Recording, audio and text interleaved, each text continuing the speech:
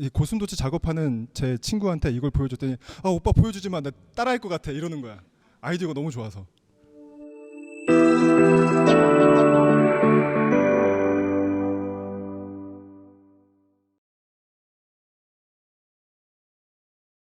네, 안녕하세요. 저는 터무니 책방의 엄선이라고 합니다. 네, 책방지기로 있고요.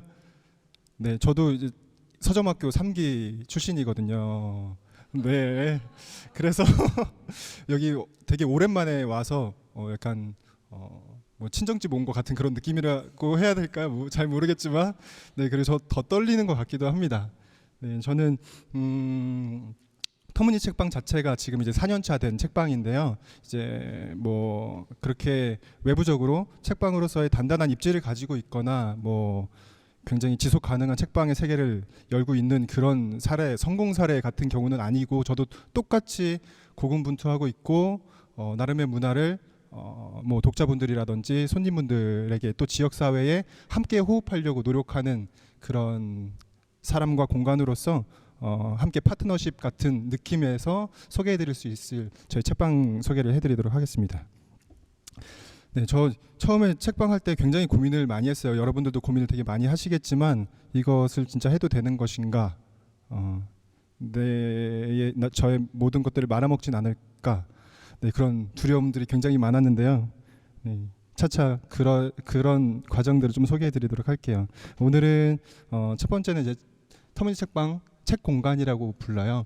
책방에 대한 간략한 소개해드리고요. 그 다음에 터무니 책방의 어떤 시작과 지금 현재에 이르기까지 어떻게 터무니만의 세계를 그려오고 있는지, 그리고 그렇게 가려고 하는지, 그리고 마무리하는 시간으로 갖겠습니다.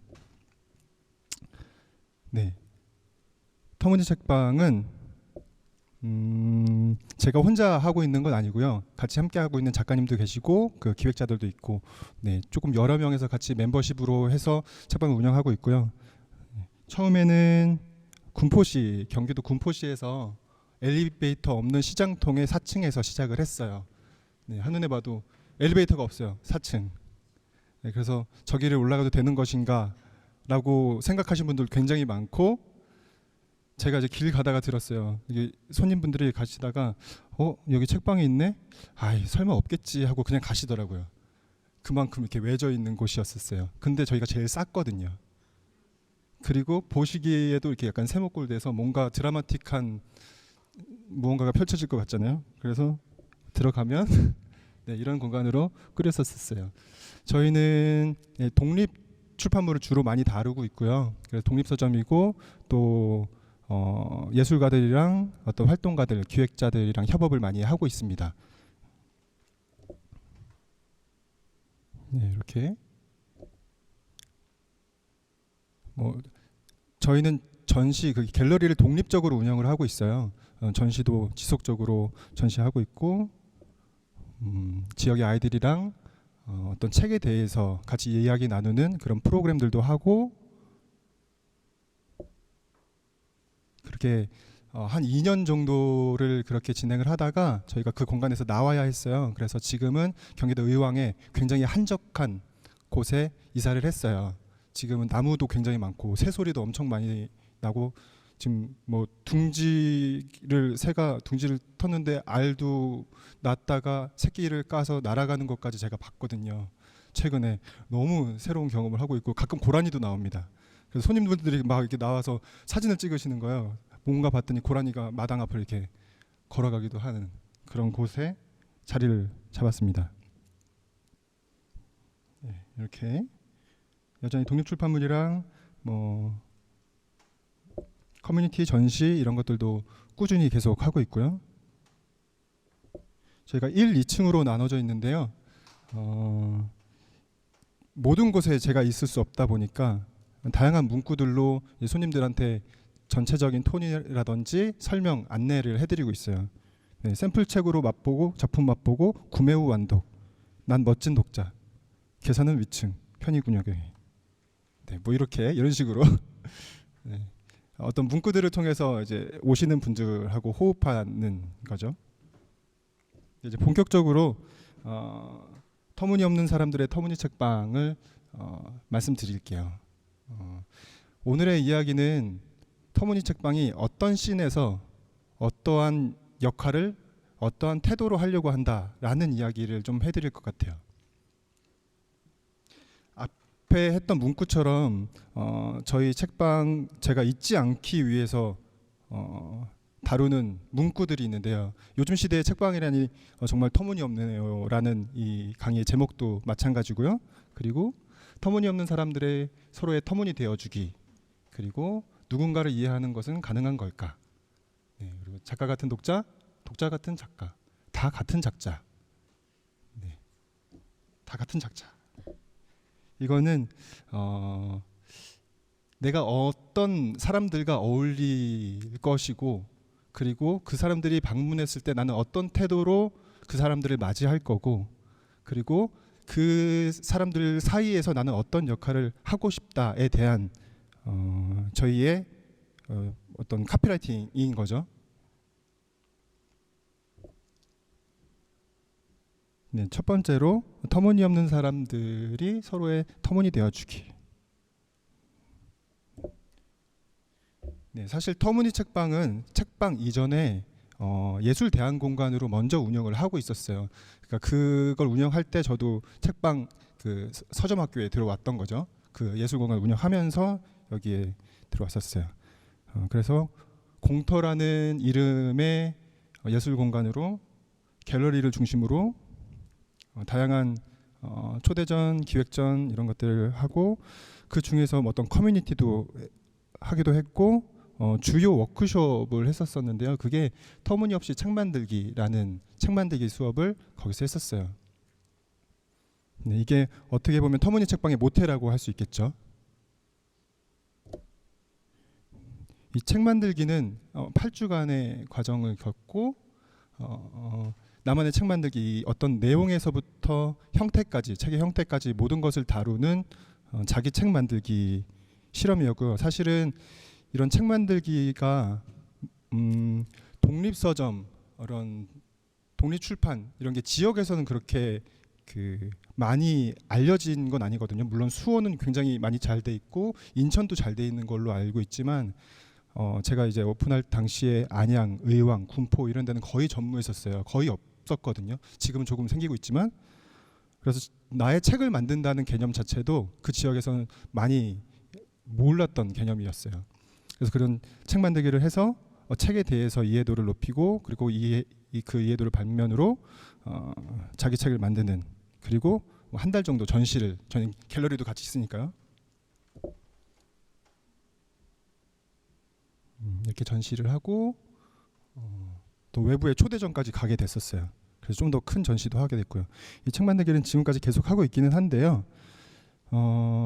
이 책 만들기를 하면서 하나의 에피소드가 있었어요. 저에게 굉장히 큰 전환점이 됐던 사건인데요. 이게 첫 번째 책 만들기를 했을 때 포스터였어요. 책 만들기 전시 포스터. 터무니없이 책 만들기 1기, 그리고 첫 장 펼치기라는 제목으로 이렇게 포스터를 만들어서 전시를 했었어요.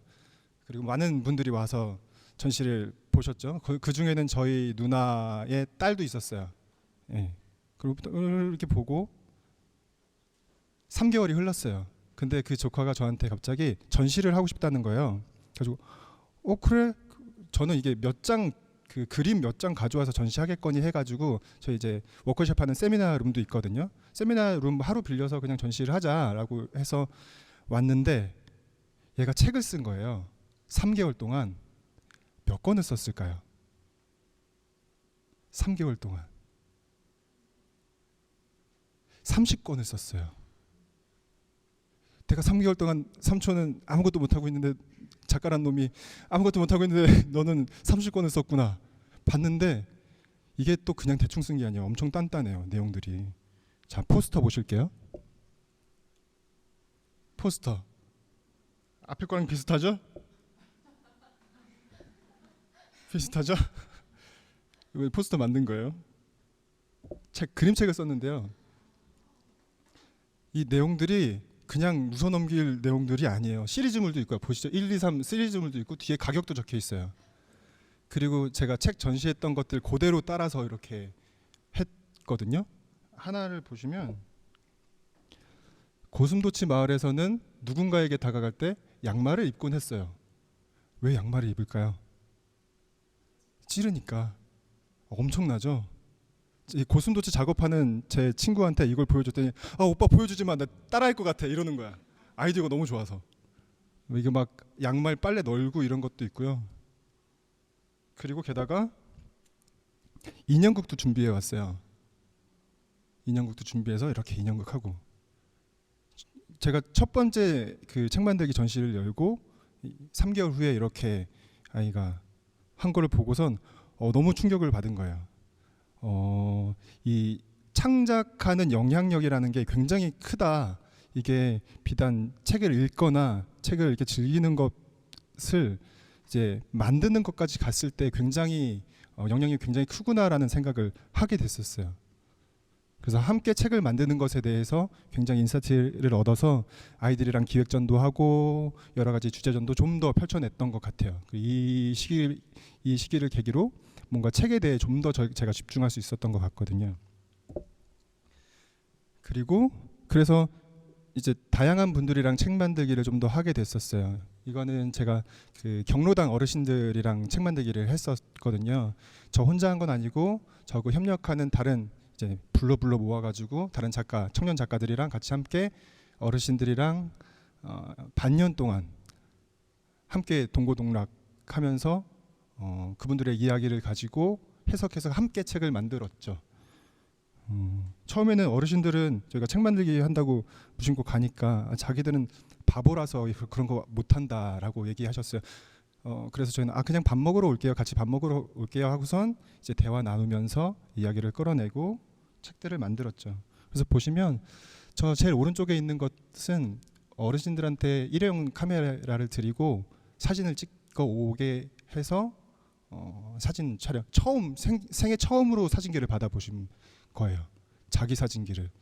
거의 대부분 85세에서 95세 되시는 분들이거든요. 그리고 뭐 종이학을 접으셨던 분의 내용들을 담아서 그 종이학을 다 펼쳐서 책을 만들기도 하고 여러 가지 그 어르신들이 쓰는 용어들이 있어요. 샘골 낱말이라 그래서 샘골은 샘골 경로당이거든요. 그 어르신들의 말로 낱말 사전을 만들고 뭐 이런. 심신할매 주신 포크라고 적혀 있죠. 삼신할매 주신 포크라고 적혀 있죠. 이게 뭘까요? 삼신할매가 주신 포크. 손가락. 삼신할매가 주신 포크로 먹어 이러시는 거야. 그래서 삼신할매가 주신 포크가 뭔데요? 손가락으로 먹으라고. 이런 내용들을 담은 책이었어요. 어르신들이랑 이게 책을 만들고 굿즈 상품들도 만들어서 텀블벅 올리고 판매까지 하고 그 판매금을 가지고 또 어르신들의 이름으로 기부를 했거든요. 그러니까 굉장히 색다른 경험을 한 거잖아요. 그냥 책을 같이 만들기도 하고 그것을 누군가가 공감해서 그걸 사고 그 어떻게 보면 내 책을 샀다는 건 굉장히 큰 경험이거든요.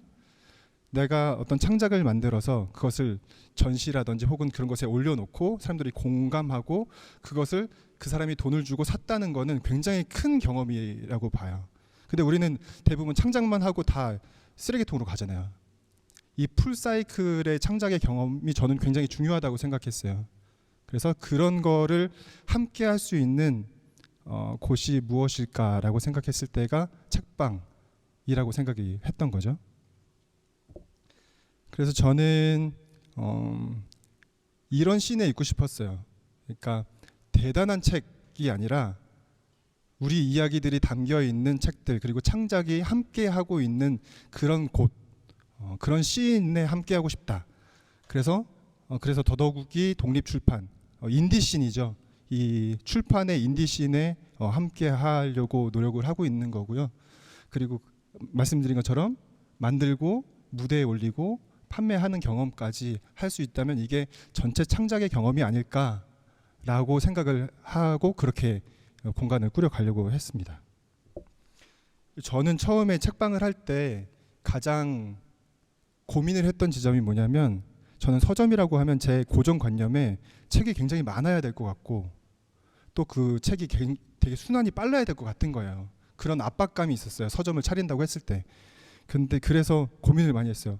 난 그렇게 못할 것 같은데 난 계속 책을 내가 읽지도 않은 책을 이렇게 소개해 놓고 이렇게 사람들에 소개하는 거 나는 하기 힘들 것 같은데, 그랬을 때에 저는 이제 책 공간이라는 개념을 마련을 한 거죠. 예.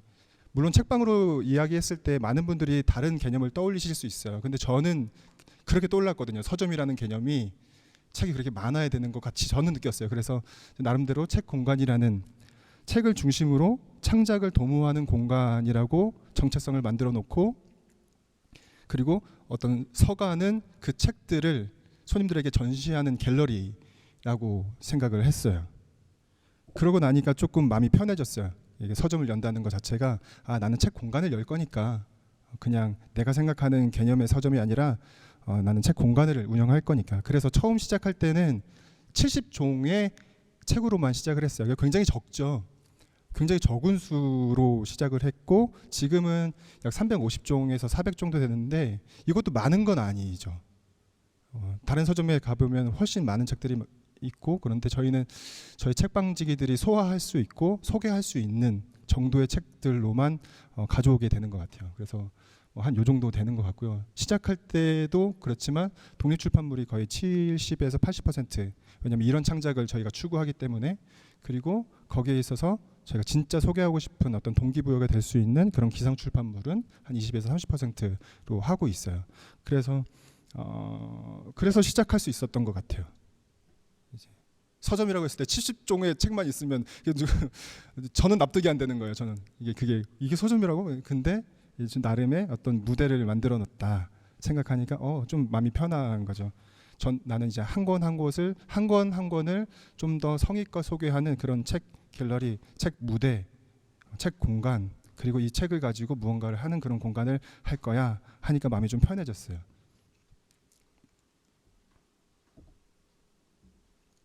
네, 첫 번째는 그래서 저희는 그런 창작의 씬, 독립출판의 씬, 그런 씬에서 함께 하려고 하고 그 사람들과 호흡하고 있습니다.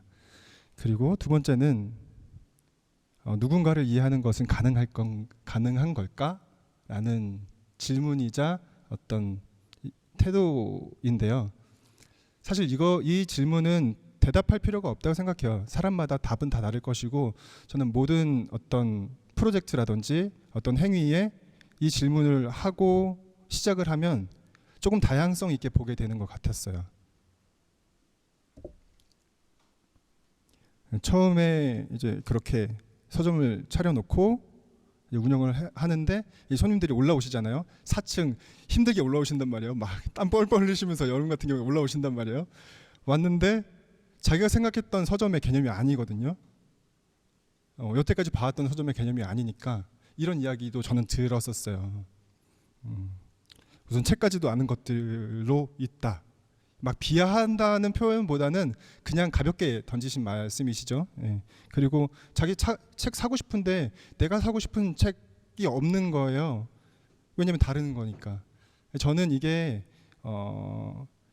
이런 문화에 대한 이해도의 차이에서 나오는 거라고 생각했어요. 당연한 경우라고 생각했죠. 그래서 저는 이런 생소한 문화일수록 굉장히 친절해야 된다라고 저는 판단을 했어요. 왜냐하면 당연히 낯선 문화이고 낯선 책의 세계이고, 그렇기 때문에 세심한 배려와 세심한 안내가 필요하다. 그리고 그분들이 여기 왔을 때 비록 구매하진 않지만 좋은 기억을 가지고 돌아갔을 때 이 문화에 대해서 더 좋게 생각할 수 있지 않을까, 이런 생각을 했죠. 그래서 좋은 경험을 하고 돌아가실 수 있는 것에 초점을 많이 맞췄었어요. 그리고 굉장히 이상해 보이지만 되게 멋져 보이는, 그리고 누군가에게 소개하고 싶은, 저희 책방은 물론 다른 책방들도 그렇겠지만 이제 어르신분들이 오시고 꼭 자녀분들을 데리고 오세요. 너 이거 봐, 이거 좀 봐. 약간 이렇게 데리고 오시거든요. 되게 많이 그렇게 하세요. 그래서 그거 네. 아들 될 것 같대요. 네, 인사하고. 누구 될 것 같대요. 네, 인사하고 막 이러거든요. 네. 그래서 제가 그 책방 열기 전에 리서치를 많이 다니잖아요. 근데 가장 인상 깊었던 서점이 저는 문우당 서림이었어요. 속초에 있는 문우당 서림. 거긴 되게 큰 서점인데요. 지역에서 그렇게 지지를 받는 서점은 많지 않다고 보는데 문우당서림은 굉장히 지역에서 지지를 많이 하더라고요. 물론 다른 동화 서점도 있지만 네, 서운해할 것 같아서. 네. 네. 저는 문우당서림 갔을 때 가장 좋았던 게 뭐냐면 섬세한 배려의 문구였어요. 공간 자체가 배려적이다. 공간 자체가 굉장히 친절하다. 사람이 친절한 건 둘째 문제고 공간 자체가 친절하다라는 걸 너무 강하게 느꼈어요. 어떻게 공간이 이렇게 친절할 수 있지? 그 문구에서부터 톤에서부터 배려가 너무 묻어 있는 거예요. 그래가지고 인사이트를 많이 받아서 저도 그런 식으로 좀 운영을 하려고 노력을 많이 했었어요. 그래서 문우당서림은 지금 어떨지 모르겠지만 한번 가보셔도 좋다고 생각해요. 그래서 저기 오시면 안내 페이퍼거든요. 터무니 책방을 여행하는 터무니들을 위한 안내서. 책방을 오긴 왔는데 뭘 어떻게 해야 될지 모르는 분들, 뭐 4층까지 화장실을 조용히 찾고 싶으신 분, 뭐 어디서부터 어떻게 돌아다녀야 될지 난감하신 분들, 와이파이가 궁금한데 물어보기 귀찮은 분들, 네, 공터인 줄 알고 찾아왔는데 당황하신 분, 이름 바꿨으니까요. 네, 그러니까 하나에서부터 10까지 어떻게 호흡해야 될까? 나는 모든 곳에 있는 게 아닌데, 그리고 말 걸고 싶어 하시는 손님들도 있지만 말 걸고 싶지 않은 손님들도 있거든요. 그 손님들한테 조금이라도 친절하게 다가가려면 어떻게 해야 될까에 대한 부분이 저는 공간의 결에서 공간의 어떤 그 공간도 이야기를 하잖아요. 그거를 저는 중점적으로 많이 생각을 했던 것 같아요. 그래서 이렇게 안내도 해놓고요. 그리고 저희가 4층이었을 때는 저 맨 끝에 있는 걸 입구에 놔뒀어요. 올라오시느라 고생하셨어요. 환영합니다. 아우 막 힘들었는데 저 문구 때문에 참았어요. 이러시는 분들도 계세요. 그리고 지금 이사한 곳도 왜 졌다고 했잖아요. 찾아오기 좀 힘들어요. 오시면 찾아오시느라 너무 고생하셨어요. 감사합니다. 웰컴 웰컴. 네, 저 문구 때문에 한 번 더 기분이 좋게 들어오시죠. 터무니 책방은 4층이니까 힘내주세요. 계속 이렇게 소통하고 이야기하려고 노력을 하는 거죠. 책방 안에도 저희는 책의 큐레이션 카테고리를 조금 다르게 하고 있어요. 저희 책방지기들이 어떤 주제에 있어가지고 뭐 일상 이야기들, 뭐 만드는 창작에 대한 것들, 뭐 이렇게 위험한 책들이라는 코너도 있고요. 네, 그런 것들의 안내들. 그리고 저희는 책 소개를 굉장히 중요하게 생각하고 있는데요. 왜냐하면 작품이라고 생각하기 때문에, 작품을 소개하는 갤러리이기 때문에 책의 소개도 저희는 책의 모든 책에 다 꽂아놔요. 입고되는 모든 책에 다 꽂아놓고 소개를 하고 있어요. 왜냐하면 저도 책방에 입고하는 작가 입장에서 작가가 입고하면 내 책이 어떻게 있었으면 좋겠을까 생각을 하게 되거든요. 이 두 입장에서 같이 생각하게 되는 거예요. 그래서 한 책이 소외되는 게 되게 미안한 거죠. 이게 시간이 오래됐다고 해서, 이게 오랫동안 팔리지 않았다고 해서 소외되는 게 저는 너무 미안한 거예요. 그러니까 왜냐면 작가 입장에서도 둘이 똑같아요. 내 책이 책방에서 안 팔리면 어떡하지? 너무 죄송해서 어떡하지? 이런 작가 마음이 있는데, 책방은 이거 못 팔아줘서 어떡하지? 있거든요. 네, 그 두 마음을 알기 때문에 최대한 모든 책을 손님들에게 잘 소개하려고 노력을 하고 있습니다. 그리고 뭐 북카페로 오인하시는 분들도 있고, 이 책을 어떻게 여기를 봐야 되는지도 모르시는 분들이 있기 때문에 그런 문구들 하나들 이렇게 하고 있어요. 그래서 저는 공간적으로 친절한 거가 굉장히 중요하다고 생각하고, 방문자 입장에서 출근할 때마다 방문자 입장에서 어떤 게 잘못됐지, 어떤 게 어떻게 되지, 여긴 뭐가 더 필요하지, 이런 것들을 계속 조금씩 수정하면서 섬세하게 만들어 가고 있는 것 같아요. 그 섬세함을 사실은 굉장히 좋아해 주시는 거죠. 그리고 더 중요한, 어떻게 보면 작가 입장에서 내가 입고하고 싶어지는 서점, 내 책을 잘 관리해주고 소개해주는 서점에 계속 입고를 할 거 아니에요? 메일로 어떻게 소통하고, 어떻게 내 책을 소개하고 있고 정산을 해주고 관리를 하고 있는지 소통을 하는 방식들도 저는 굉장히 중요하다고 생각해요. 왜냐하면 책의 양질의 책들이 계속 입고되어야지 제가 찾아가서 입고 문의를 하는 것도 있지만 가장 좋은 거는 작가님들이 입고 문의를 주는 게 가장 좋잖아요. 그것이 계속 순환되게 하려면 저는 책방 세계가 작가가 굉장히 중심에 있어야 된다. 작가를 잘 소개해주고 작가의 작품들을 안내를 해주는 것이 입고하고 싶어지는 책방을 만드는 게 지속적인 책방으로서의 생태계의 가장 중요한 키워드일 것이다라고 생각을 했어요. 그래서 책을 맡기고 싶어하는 신뢰 장치들이 굉장히 중요한 것 같습니다. 네. 제가 이제 예술 기획도 하고 있고 이제 아트 작업도 하고 있고 책도 쓰고 뭐 갤러리도 운영하고 책방도 하고 카페도 하고 뭐 강의도 하고 넌 도대체 뭐 하냐라고 이제 부모님이 물어보실 때가 있는데요. 그리고 이런 이야기도 하죠. 가장 걱정인 건 네 돈은 되니? 근데 이제 전화로 하고 있었거든요. 근데 무심코 이렇게 대답을 했어요. 돈은 잘 모르겠는데 사랑은 받고 있는 것 같아요. 그 우리가 만약에 사라지면 슬퍼해 줄 것 같아. 근데 이 말이 제가 저도 모르게 나왔는데 그 말이 뭐랄까 이렇게 그래도 내가 그래도 의미 있는 길을 가고 있구나. 이게 당장 돈으로 환원할 수 있는 구조는 잘 모르겠지만 그래도 무언가는 꾸려가고 있구나라는 자기 확신이라고 할 수 있을까 모르겠지만 뭐 그런 것들이 좀 생겼던 것 같아요. 네, 독립출판 창작의 씬에서 우리는 섬세한 친절의 태도로 공간을 운영하려고 한다. 그러면 뭘 할까? 우리의 역할은 무엇일까? 그들 사이에서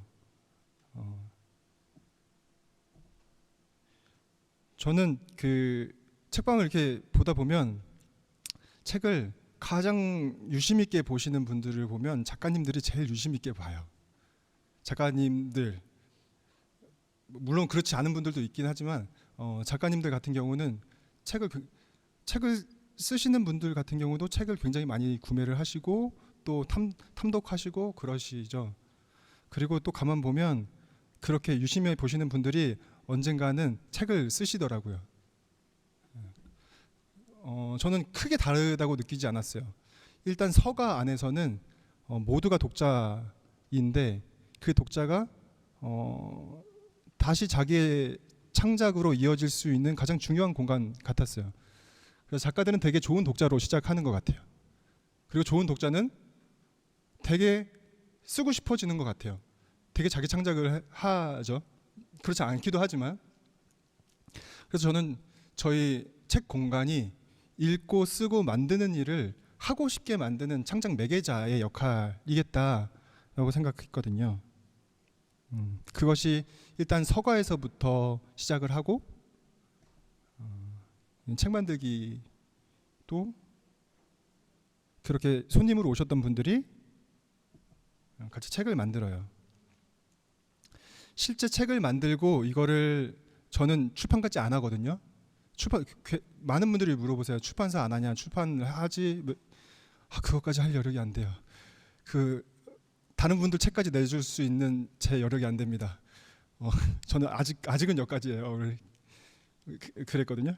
그래서 이 책 만들기도 좋은 책들이 엄청 많아요. 왜 이 책들을 안 내냐라고 얘기하시는 분들도 많이 있는데 저는 가장 중요한 건 이 창작자의 의지라고 생각해요. 이 책을 작품으로 끌고 가실 건지 제가 대신 책 내줘서 책을 끌고 가는 건 그건 또 다른 문제라고 생각을 하고 끌고 가실 거면 제가 어느 정도는 도와드릴게요.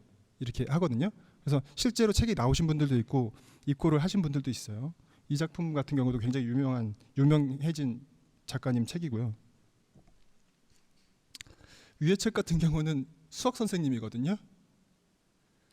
이 순간이 바로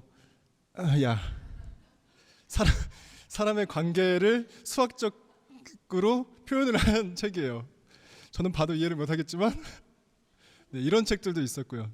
네, 다양한 책들을 펴내고 있고 이분들이 실제 자기 창작을 경험을 하면 다른 작품을 봤을 때 굉장히 딥하게 작품을 보는 눈이 보이더라고요. 예, 그래서 한번 창작을 더 경험하신 분들은 더 좋은 독자가 되시고 그런 선순환의 구조가 마련되는 것 같았어요.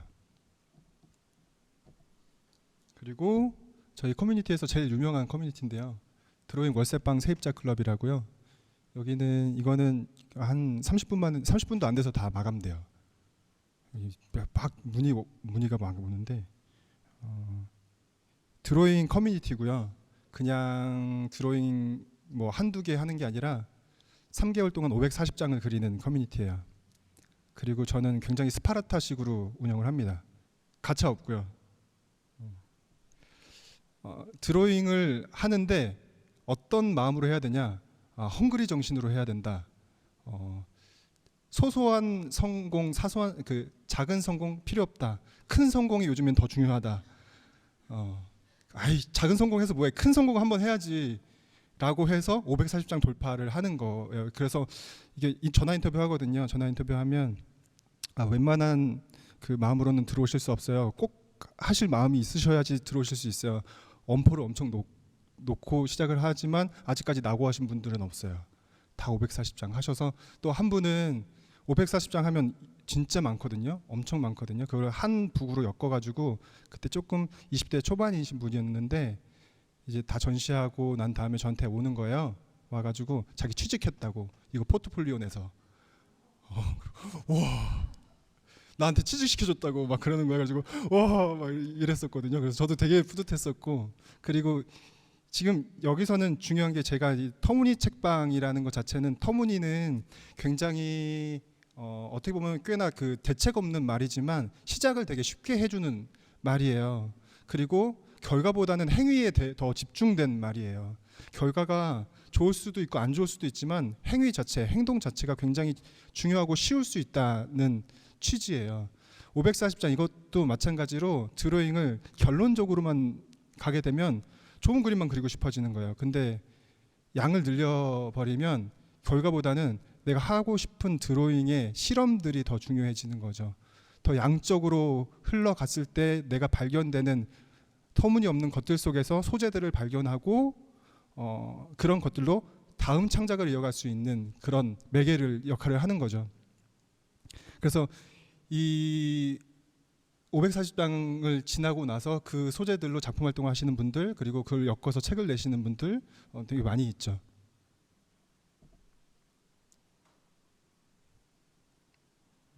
많은 분들이 전시만 오셔서 보시면 이거 그림을 잘 그려야지 참여할 수 있을 것 같은데요 라고 말씀하시지만 저희는 그런 거 없거든요. 540장 그려보세요.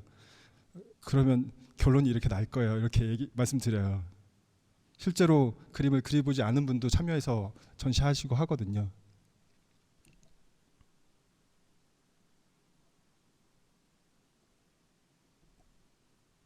네, 그래서 월세 날이 되면은 아주 난리가 납니다. 진짜 밀리거든요. 이게 저는 정산을 딱 3번만 받아요. 월세 내는 거니까 한 달에 180장, 한 달에 180장, 마지막 180장, 그래서 540장.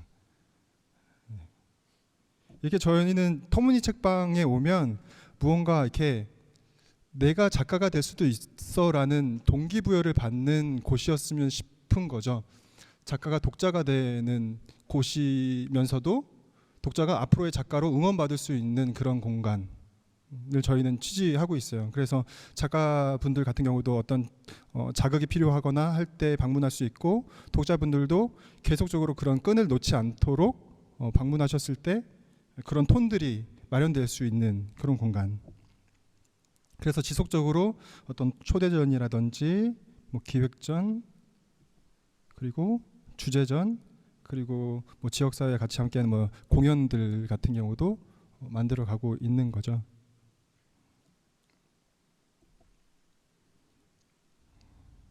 예. 터무니라는 말을 사실은 제가 작가 그룹의 어떤 축사할 때 썼었던 말이거든요. 이런 창작을 만들어가는 작가들의 길이 조금 터무니없어 보이는 거예요. 왜냐하면 다 배 골물 걸 아니까 힘들 걸 아니까. 그런데 그게 가치 있어 보이는 거죠. 터무니없다는 게 굉장히 가치 있어 보이는 거예요. 그래서 그런 사람들의 조금의 터무니가 될 수 있으면 좋겠다.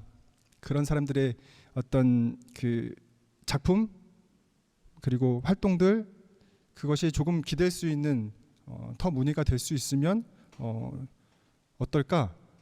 그런 터무니없는 작가들의 영감의 공간, 그리고 그들의 무대, 그리고 읽고 쓰고 만드는 일을 하고 싶게 만드는 어떤 창작 매개자, 그게 우리의 역할이겠다라고 생각을 했습니다. 그래서 그렇게 운영을 열심히 하고 있습니다. 네, 어느덧 마지막입니다. 요즘 시대의 책방이라니. 네. 지속 가능한 책방지기 되기. 무엇보다 책방지기가 중요합니다. 압류. 네, 중요합니다.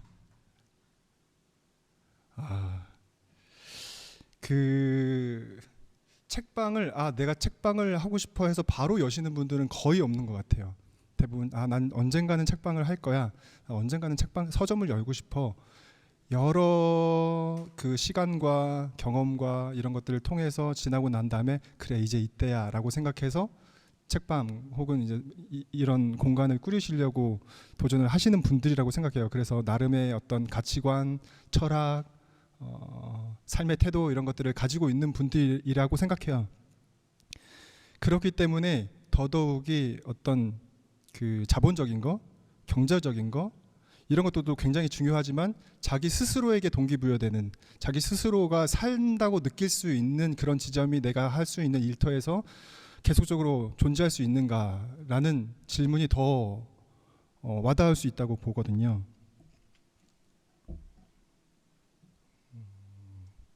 제가 어떤 그 하고 싶은 작업이라든지 무언가가 생겼을 때 스스로 되뇌이는 것이 바로 요거예요.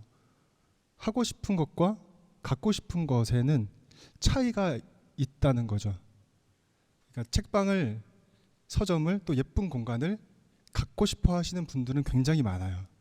그런 공간을 즐기고 싶고 소유하고 싶은 것, 내가 예쁜 운동화를 갖고 싶고, 내가 어떤 뭐 하나의 뭐 책을 내는 경험을 해보고 싶고 작가가 되고 싶고 이런 것들은 할 수 있어요. 근데 내가 글을 쓰고 싶느냐, 내가 책을 읽고 누군가에게 소개해 주는 것을 좋아하느냐. 저는 이제 책방을 왜 열어요? 라는 질문보다는 책방 열면 뭐 하고 싶어? 라는 질문을 더 많이 해야 된다고 생각해요. 하고 싶은 게 훨씬 많이 생각나면 그 공간이 하는 일들이 펼쳐지는 공간이 마련되겠죠. 이게 어떻게 보면 저도 서점이라는 제 고정관념이 있어서 그 서점은 못할 것 같아. 내가 하고자 했던 공간은 그래 책 공간이라고 생각하자라고 했기 때문에 저는 책방을 열 수 있었던 것 같거든요. 물론 이거를 칼로 물베듯이 이게 딱 잘라서 얘기할 수 있는 건 아니지만 한번 생각해 보실 수 있다고 생각 들어요.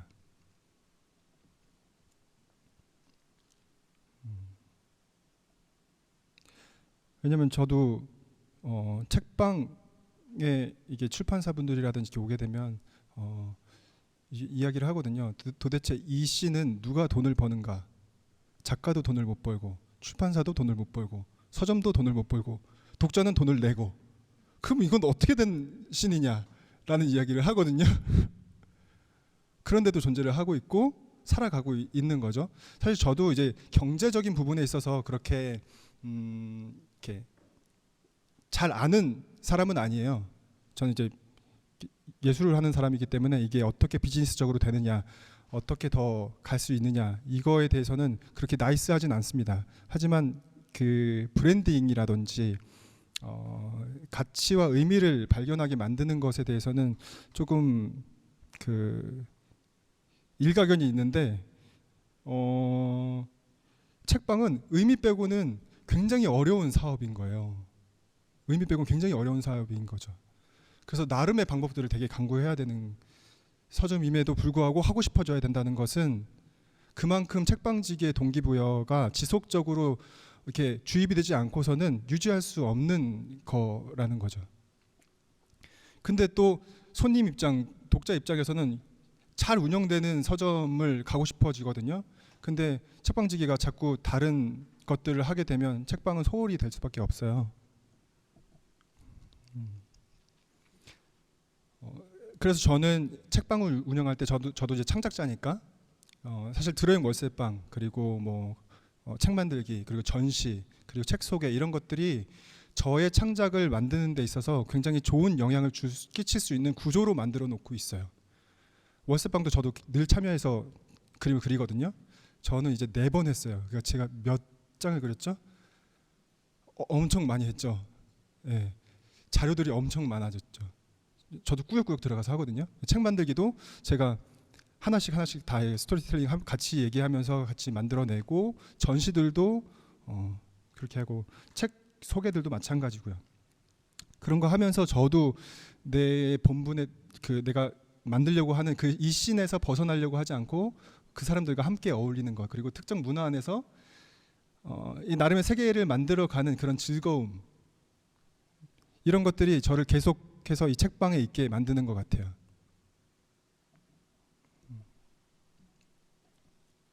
그래서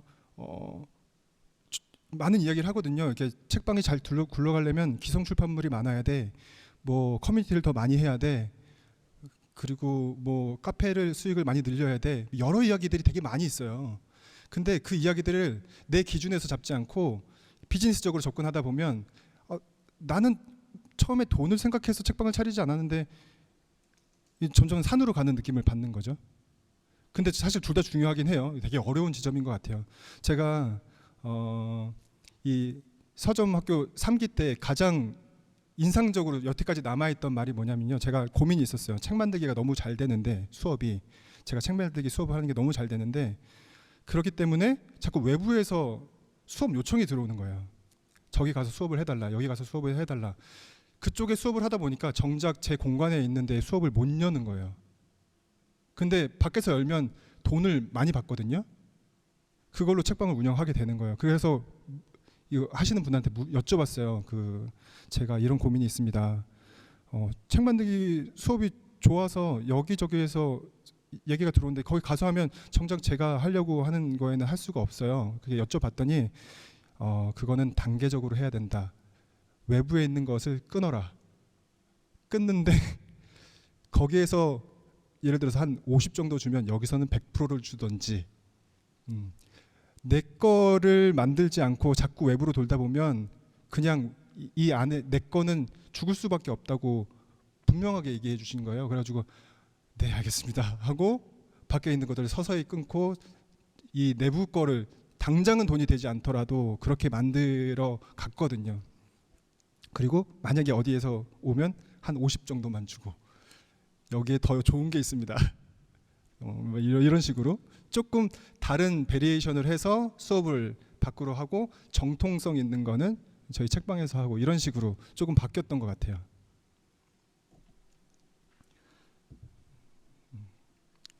그래서 어떻게 보면 책방이라는 공간이라는 게 사람을 불러 모으는 힘이 있고, 그 사람들에게 어떤 영향을 주고 있고, 그 사람을 통해서 어떤 영향을 받고, 이게 굉장히 중요한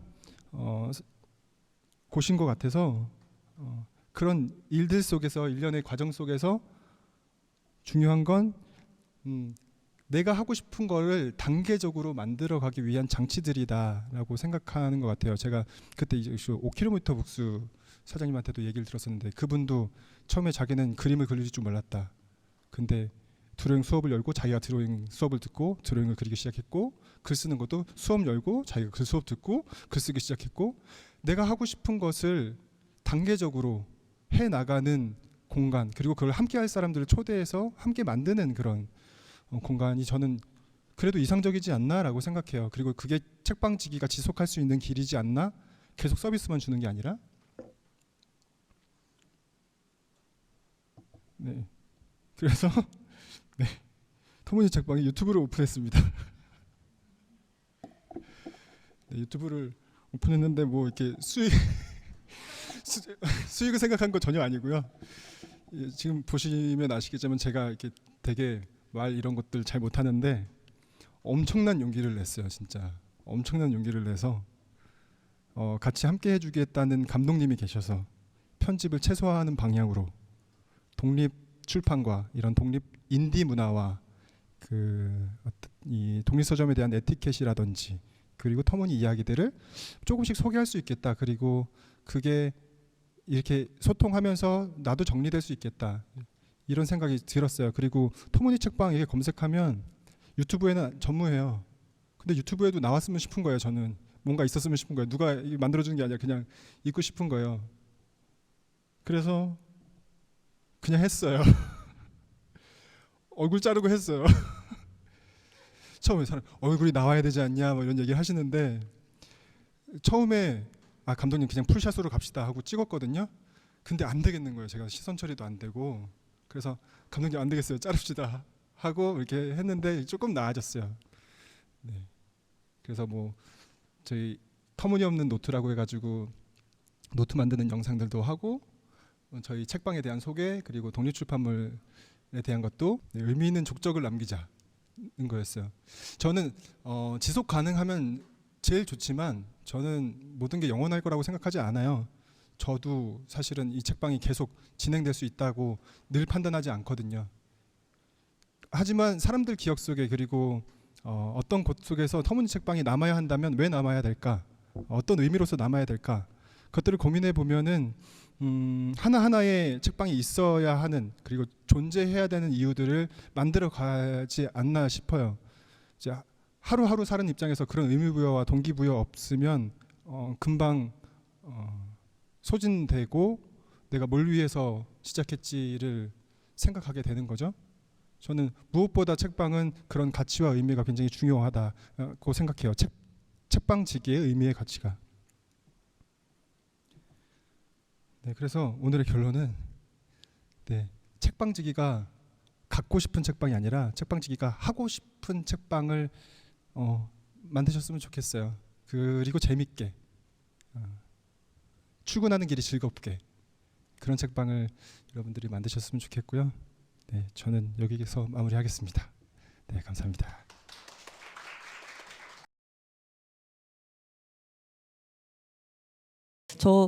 그 대표님께서는 컨셉이 좀 명확하신 것 같아요. 그 문화 뭐 공연이라든가 이런 쪽으로 좀 명확하신 것 같은데 조금 저희 같은 사람들은 좀 컨셉 같은 것들을 어떻게 정해야 될지 좀 고민이 많거든요. 아까 이제 말씀하셨던 거 들어보면 이제 하고 싶은 거 뭐 이런 것들을 좀 생각해 보라고 말씀 주셨는데 혹시 좀 컨셉을 정할 때 좀 도움 될 만한 게 뭐가 있을까요? 그러니까 저는 이 어떤 하나의 세계를 만들어 가는 거라고 생각하거든요. 그래서 내가 서점이면 책을 읽는 습관, 내가 책을 읽는 습관은 어떤 건지, 그리고 내가 주로 어떤 책을 읽는지, 그리고 어떤 책을 어떻게 소개하고 싶은지 자기에서부터 시작되면은 컨셉이 저는 나온다고 생각해요. 어떻게 브랜딩을 입히는 건 그건 전문가의 역할이거든요, 사실. 저는 이제 디자이너 출신이기도 한데 예를 들어서 책방을 진짜 너무 하고 싶고 책을 소개하고 싶은 분이 있어요. 인터뷰 몇 번만 해도 사실 그 컨셉이 나와요. 인터뷰 몇 번만 해도 그럼 이걸 되게 중요하게 생각하시네요. 이걸 사람들과 소통하고 싶어 하시네요. 이게 이 공간에선 제일 중요하겠네요. 그러면 그거는 어떻게 사람들한테 소개하고 싶으세요? 그 소개 글을 한번 써보실래요? 그리고 아니면은 가상으로 한번 공간을 꾸려보실래요? 가상으로? 아니면 책 수업을 한번 열어보실래요? 이렇게 먼저 제안을 드려요. 그러면 사실 대부분의 컨셉은 나온다고 생각해요. 중요한 키워드 그리고 가장 중심적인 책방의 틀이죠. 아까 말씀드린 내가 뭐 진짜 고전을 굉장히 탐독하는 걸 좋아한다라고 하면 고전 중심의 어떤 책방을 할 수도 있고요. 아니면 다양하게 책을 읽는 경험이 중요하다고 하면 이 책도 읽고 저 책도 읽고 할 수 있는 그런 경험을 중요하게 생각하는 책방이 될 수도 있고요. 이건 저는 대부분 책방지기 안에서 나와야 된다고 생각해요. 왜냐하면 이 아이디어들은 누군가 줬을 때 고갈되기 마련이거든요. 지속할 수 없어요. 저도 좋은 브랜딩 줘도 지속할 수 없어요. 그분들이. 왜냐하면 본인 것이 아니기 때문에. 본인 거 안에서 시작을 해야지만 지속할 수 있는 힘이 있는데 디자인만 이쁘게 나온 컨셉은 그거는 지속할 수 없거든요. 그래서 저는 그 안에 있는 핵심들을 발견하는 게 더 먼저지 않나 생각해요. 강연 재미있게 잘 들었습니다. 근데 지금 책방지기니 혼자서 꾸리는 곳이 아니라 여러 크루분들이랑 같이 운영한다고 그랬는데 그게 정확히 어떤 식으로 운영 형태가 이루어지는지 뭐 협동작업인지 아니면 그룹 형태로 이렇게 분담을 하는 건지 그런 게 궁금합니다. 처음에는 저희가 그 예술 공간을 운영했다고 말씀드렸잖아요. 문화기획사를 창업을 했어요. 저하고 친구하고 둘이 창업을 했고요. 그리고 거기에 있는 공간의 형태가 이제 예술 공간이었고, 제가 주로 책 작업을 하고 있고 책을 만들기 때문에 이제 책방으로, 예술 공간을 책방으로 전환을 한 거고요. 다른 그 저희 모 기업의 대표님은 교육 사업 쪽으로 더 하고 있고요. 그리고 저는 이제 예술 사업 쪽으로 하고 있고, 그리고 책방 지기는 저하고 다른 작가분 있어요. 저하고 같이 공부했던 작가분인데, 그림책 작가님, 조호 작가님이라고 같이 참여하고 있고요. 오래됐어요, 같이 한지. 네, 그렇게 하고 있고, 카페 같은 경우는 카페 매니저님으로 계시고요. 그렇게 협업 같이 하고 있고요. 그때 저희 프로젝트마다 만났던 이제 예술가분들, 작가분들 이제 만날 일들이 굉장히 많아지거든요. 프로젝트를 하게 되면 이제 그런 분들이랑 그때 협업하게 되죠. 전시 제안을 하기도 하고. 기존에 생각하던 책방의 이미지랑 너무 달라가지고 진짜 완전히 빠져서 들었거든요. 네, 너무 신기한데 여쭤보고 싶은 게 되게 약간 실험적인 것들도 좀 하시는 것 같아요. 사실 뭐 책 만들기 같은 것도 되게 책방에서 책을 만든다는 생각을 해본 적이 없었거든요. 그러니까 뭐 책을 만드는 거나 아니면 드로잉 같은 거를 하는 것도 일종의 약간 어떻게 실험적으로 시작을 하시게 된 거잖아요. 그렇죠? 근데 그러면 약간 이게 약간 리스크가 있을 거라거나 아니면 안 되면 어떡하지? 사람들이 재미없으면 어떡하지? 뭐 이런 류의 생각은 혹시 안 해보셨어요? 하죠. 근데 저는 그게 상관없다고 생각해요. 왜냐하면 드로잉 월세방 같은 경우도 제가 그 그림을 그려야 되는데 책방에서 제가 그림을 그리면 놀고 있는 것처럼 보이는 거예요. 근데 나는 그림을 그려야 되겠는데? 그럼 드로잉 모임을 만들자. 커뮤니티. 근데 그냥 일반 드로잉 모임을 하면은 재미없을 것 같은데 요즘 뭐가 필요하지? 하루에 하나 그리는 거는 너무 많아. 그건 우리가 할 필요가 없어. 지금 뭐가 필요하냐? 그래, 헝그리 정신이 요즘 시대엔 부족해. 그러면 이게 숨에 턱 찰 때까지 하는 걸 만들자. 근데 이게 안 모이면 저는 책 만들기도 그랬고 처음은 무조건 실험이라고 생각해요. 사례가 없는데 사람들이 오지 않거든요, 사실. 처음 하나 만드는데 사람들이 오는 게 감사한 거예요, 사실은. 그래서 하나 사례를 만드는 게 굉장히 중요하고 그걸 만드는 거에 있어서 그 결과를 만드는 거에 있어서 굉장히 저는 중심을 많이 두는 편이에요. 그리고 그걸 가지고 다음을 더 할 수 있고 그 다음을 더 할 수 있거든요. 그리고 제가 시 모임도 하는데 터무니없는 시인들이라고 그냥 저는 매주 목요일 날 시 모임을 하겠습니다. 등록을 받지도 않고 오고 싶으신 분만 오세요. 그냥 퇴근길에 생각나면 오시고 다음 주에 안 와도 무관합니다. 이런 모임을 그냥 해보고 싶은 거예요. 왜냐하면 저도 모임을 갈 때 등록하고 하는 거 싫거든요. 그런데 오늘 가고 싶지만 내일 가고 싶지 않을 수도 있고 등록하고 안 가고 싶을 수도 있고 뭐 여러 가지 상황을 저도 느끼잖아요. 그렇게 하고 싶지 않은 거. 시 모임인데 되게 유연하고 편하게 와서 하고 싶은 거. 그럼 누가 사람이 올까? 나라도 저는 있겠습니다. 그래서 열었어요. 사람 별로 안 왔어요. 그래도 저는 그게 괜찮다고 생각해요. 하나의 사례를 만들었고 그 다음은 또 다르다고 봐요. 왜냐하면 이게 당장은 손님이 오지 않지만 보고 있는 분들이 있어요. 그분들이 다음에는 한번 해봐야지. 또 이번에 못했는데 다음에 한번 해봐야지.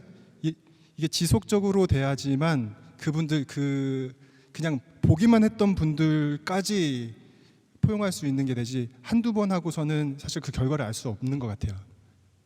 그래서 저는 무조건 그냥 프로토타입이라도 파일럿으로 돌려보는 거는 굉장히 강추합니다.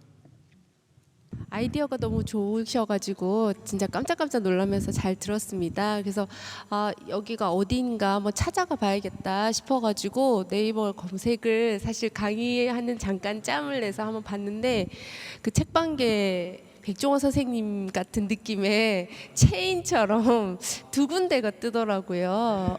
네, 그래서 사실 깜짝 놀랐거든요. 그래서 하나를 운영하는 것도 정말 지금 시대에 정말 터무니없는 일인데 네, 두 개를 지금 운영을 하고 계시는 거에 사실은 당황을 하면서 그 계기가 됐거나 그 비결이 너무 궁금한 거예요. 네네. 그래서 이것에 대해서 한번 여쭤보고 싶습니다. 네. 사실 지금 저희가 개포에도 있고요. 지금 의왕에 있는데요. 의왕이 이제 본점이고요. 개포 같은 경우는 사실 이게 뭐 이렇게 대단한 게 아니에요. 그 이런 사업을 하다가 만났던 파트너가 있어요. 그 파트너 분이 저희 책방을 굉장히 좋아해 주셨어요.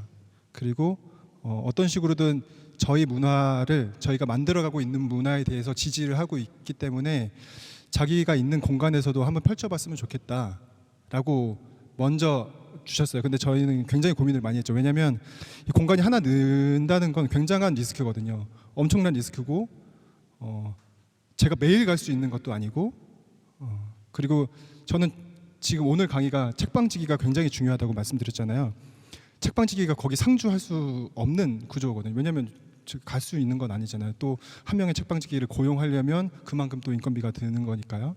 제가 이제 수시로 가고 있기는 하지만 그래서 위에는 그 송커피라는 카페가 운영되고 있고요. 밑에 지하에서 책방이 운영되고 있는데 약간 무인처럼 있기는 해요.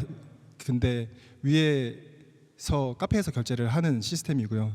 같이 운영을 하는 파트너십으로 같이 운영을 하고 있어요. 그 송커피 사장님들이랑 저희 터무니 책방이랑 같이 운영을 하고 있어요. 그래서 거기도 네, 그래서 저기 의왕까지 오지 못하시는 분들 같은 경우에는 거기에서 뵙기도 하고 그러고 있습니다. 하시다 보니까 이렇게 지금 점점 협업자들이 많아지시고 그랬을 때 갈등도 있을 거고 서로 지향하는 바가 다를 수도 있고 서로 중점을 두는 포인트도 다를 수 있을 것 같거든요. 그때 조율은 어떻게 하시는지 좀 궁금합니다. 조율 같은 경우가 사실 되게 감사한 게 저는 되게 걱정이 많은 사람이에요. 그래서 그분들이 제안하셨을 때 엄청 고민을 많이 했어요.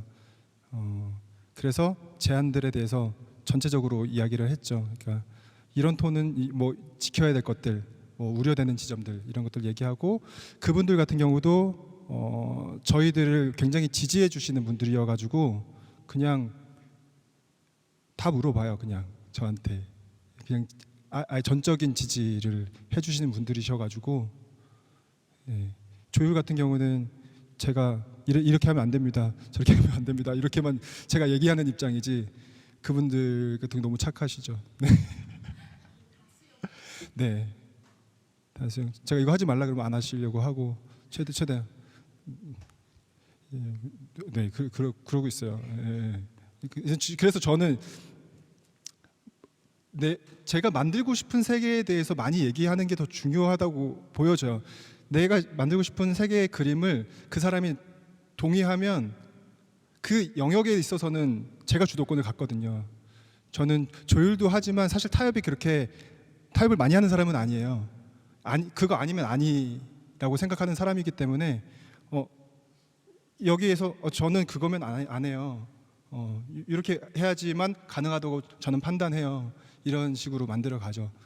그래서 내가 만들어 가고 싶어하는 세계에 대한 공유가 굉장히 중요하다고 생각해요. 그거를 워딩으로 만들고 그걸 시각화하고 네, 보여주는 거. 그 오늘 말씀해주신 큰 틀에서 보면은 결국 이제 자신이 하고 싶은 거를 그 책방이라는 공간에서 이야기를 하는 게 가장 중요하다는 취지로 이해를 하고 들었는데 작가님께서는 그러면은 제일 어려운 거 제가 개인적으로 생각하기에 가장 어려운 것 중에 하나가 내가 정말 뭘 잘하는지 아니면은 내가 어떤 이야기를 할 수 있는지 뭐 이런 것들을 찾는 게 사실은 가장 어렵다고 생각을 하거든요. 이제 지금 말씀하신 대로 말로는 참 그렇게 하면 된다 쉽게 하지만 작가님도 이제 어려우실 거라고 생각을 해요. 근데 지금 터무니 책방이라는 공간에서 작가님이 구현하고 있는 그런 이야기들을 어떤 과정을 좀 질문이 이상할 수 있는데 어떤 과정을 거치면서 고민을 하시는지 아니면은 뭐 어떤 계기들이 있었는지 제가 지금 이제 이런 프로젝트를 계속 해나갈 수 있는 어떤 힘을 어디서 얻는지 좀 이런 것들에 대해서 좀 궁금합니다. 맞아요. 그 내가 뭘 잘하고 내가 하고 싶은 것들 찾는 게 어려운 거 맞는 것 같아요. 그래서 저는 직접 여러 가지를 해보는 게 되게 중요하다고 생각을 하고 있어요. 그러니까 제가 아까 하고 싶은 것과 갖고 싶은 건 다르다고 생각했잖아요. 그러니까 지금 책방을 열지 않아야 될 수도 있는 거죠. 분명하지 않으면. 예. 그러니까 내가 원래 했던 그림을 저는 계속 찾아야 된다고 생각해요. 내가 하고 싶어 했던 것들이 하나라도 발견이 돼야 그게 동기부여가 생기거든요. 그걸 발견하는 것은 실제 내가 글을 써보던, 내가 실제 책을 만들어서 디자인을 해보던, 아니면 실제 클래스를 운영을 해보던, 무언가 창작 혹은 행동, 행위들을 통해서 내가 발견된 어떤 의미와 가치를 그게 없으면 갖고 싶은 거라고 저는 생각해요. 그러면 그냥 내가 돈 있으면 투자하면 되는 거거든요. 내가 운영하지 않아도 되는 거예요. 이게 나쁜 게 아니라 나는 카페 운영하면서 독립서점 운영할 수 있는 사람을 데리고 와서 운영하게 하면 되는 거예요. 그거는 내가 갖는 방식의 차이가 있는 거지, 내가 거기 운영하면서 할 사람인 건지 본인에게 잘 물어봐야 된다는 거죠. 그러니까 내가 작가를 하고 싶지만 작가라는 타이틀을 갖고 싶은 건지, 아니면 진짜 책 쓰는 것을 좋아하는지, 글 쓰는 걸 좋아하는지, 이건 다르다는 거죠. 책 한 권 쓰는 작가님들이 얼마나 많은데요. 지속적으로 작품 활동하시는 분들 굉장히 적어요. 저는 그걸 다 폄하하는 게 아니라 다르다는 거예요. 실제로 한 번 책 쓰긴 굉장히 쉽지만 그거를 내 글쓰기로 계속 이어가는 건 굉장히 어려워요. 그건 실제로 진짜로 내가 하고 싶은 이야기라든지 이런 것들이 풍부하고 글 쓰는 거, 작품 만드는 것을 좋아하는 사람들인 거죠. 그 사람들은 말 안 해도 작가의 길을 가게 될 거예요. 근데 책 한 권을 통해서 작가의 타이틀, 이렇게 얘기하면 좀 그렇지만, 네, 이라고 해서 한다면 그거에 만족한다 그러면 글 쓰는 것보다 그걸 더 좋아할 가능성이 있다는 이야기예요. 근데 되게 어려운 지점이지만 저는 그런 활동, 그런 걸 통해서 발견해야 된다고 생각해요. 그게 아니면 다른 방식으로도 가는 걸 수 있다. 그러면 또 하나 궁금한 게, 말씀하시는 거 들으면서 이제 그런 걸 찾아가는 과정도 작가님을 지금도 겪고 계실 거라고 분명히 생각을 하고 있는데, 혹시 저는 뜬금없는 질문일 수는 있는데요, 근래에 가장 하고 있는 고민은 무엇인지 좀 궁금합니다. 근래 가장 하고 있는 고민이요? 네, 되게 아이러니한데요.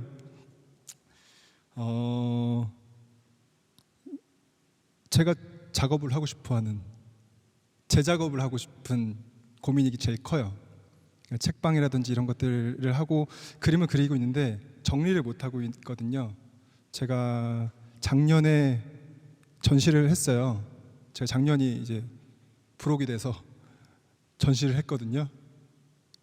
불혹이 됐는데 작품 하나 못 내면 내가 작가라는 스스로의 인정이 안 되는 거예요. 그래서 작품을 만들어서 전시를 했어요.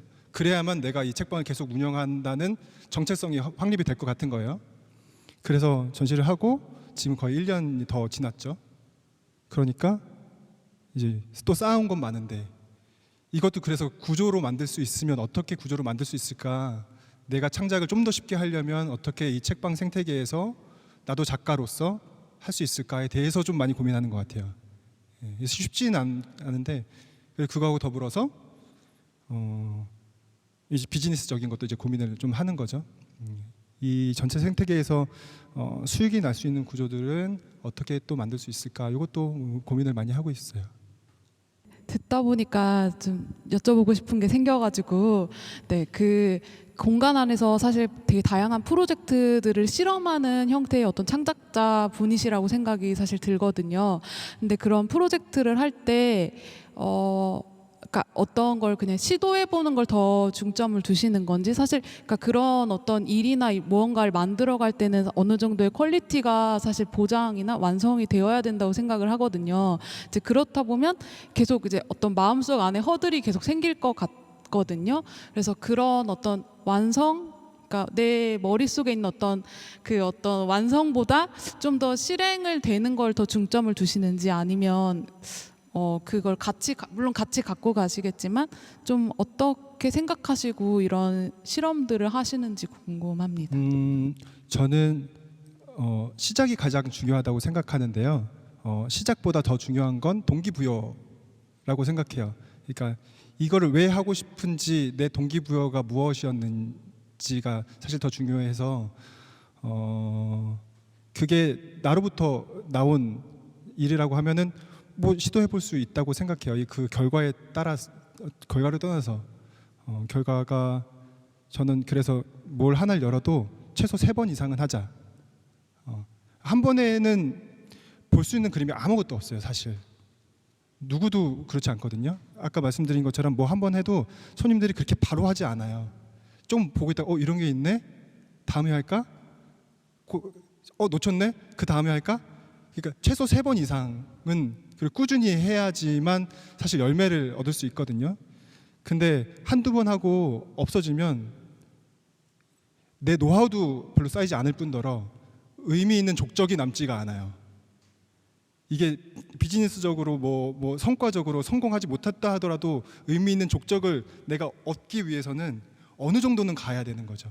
내가 책 만들기를 열었는데 1명 왔고 아무도 안 왔고 그다음에 뭐 3명 왔고 뭐 1명 왔고 마지막에는 아무도 안 왔어요. 그 시간 동안에 나는 그걸 만들어 가면서 많은 것들이 쌓였을 거거든요. 그걸 가지고 사실 다른 걸 할 수 있고 아니면 그 쌓였던 걸 다시 한번 정리해 봐서 이런 것들을 다시 어레인지 해야 될 것 같아 라고 새롭게 시작을 할 수 있는 거죠. 저는 그래서 거기까지 갈 수 있는 것은 동기부여일 것 같고요. 그 동기부여로 3번, 4번까지는 갈 수 있을 것 같고 그 정도 가면 충분히 더 이걸 만들어 갈 수 있는 여지가 생기지 않나라고 생각 들어요. 이제 서점학교라는 타이틀로 강의를 하셨잖아요. 근데 터무니 책방지기도 하시고 작가기도 하시니까 서점을 창업하려고 하시는 분들한테 서점을 하라고 이렇게 추천을 하거나 그러실 수 있을까요? 그럼요. 그렇다면 어떤 이유로? 자, 뭐 지금 오늘 강의한 내용들이 대부분 그런 내용이긴 하지만 뭐 한 문장 정도로 요약해서 말씀해 주신다면. 한 문장 하려니까 너무 어려운데요. 네, 이 사회 속에서 책방이 굉장히 중요한 역할이라고 생각해요. 그리고 그게 처음에 저도 누군가가 해줬으면 좋겠다. 군포에 아무것도 없으니까 누군가가 열어줬으면 좋겠어요. 근데 주변에서 하셔야죠. 그래가지고 난 못할 것 같아요. 뭐 이렇게 얘기했거든요. 근데 계속 누군가에게 미루기만 하기에는 나도 그걸 못 하겠는데 그럼 누군가가 하게 바라는 것도 되게 오만한 거 아니야? 그럼 일단 해보자라는 생각이었어요. 이게 어떻게 되든 그래도 내가 해보고 나서 아무도 안 생기면 그래 이게 이렇게 힘든 거였어 얘기할 수 있잖아요. 근데 저는 그만큼 사회에서 책방이라는 게 되게 중요한 역할을 하고 있고 그 지역 사회 구성원 안에서 조금 존중을 받아야 되는 곳이라고 생각해요. 그런 곳을 운영하려는 것은 굉장히 의미 있는 일이죠. 저는 그래서 굉장히 지지를 하고 응원을 드립니다. 뭐 힘들다는 말은 사실 누구나 다 하니까요. 어려운 거 다 누구나 알고 그럼에도 불구하고 이걸 하려고 하시는 분들이어가지고 막을 수는 없을 것 같아요. 네, 감사합니다.